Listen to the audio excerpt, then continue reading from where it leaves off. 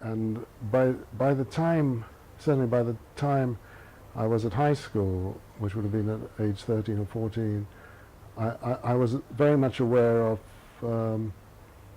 thinking differently from people around me about what was happening. I had this acute sense, which I describe in the preface to my new book. I describe an incident of becoming suddenly looking outside the window, an incident I remember from childhood, looking out of the window at night and seeing a black watchman, as they used to be, someone from a private security firm, who was guarding the house because my father was away, and it was a cold Johannesburg night, and I suddenly saw him huddled over this coal stove, and I was inside, and I suddenly had this epiphany of why is he there, and why am I in here?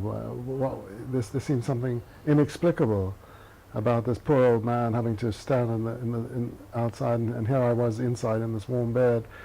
What had made the world like that? And I think once you start thinking like that, you always think like that. And so what age was that then?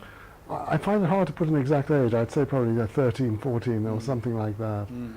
And but certainly at high school and at home and in the neighborhood, there was I couldn't point to a positive influence in the sense that somebody drew me aside and explained things to me, or I had some role model. I think it was much more, and I'm sure this is true for many people, it's a negative side. You become aware, with the help of reading or chance, of something out of sync in your perception of what was going on around you.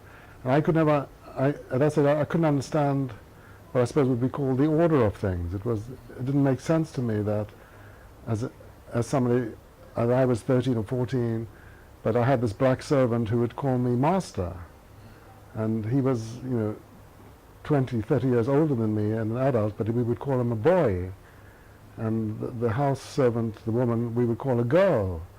And things like that, which are so obvious to an outsider, but to an insider are part of reality.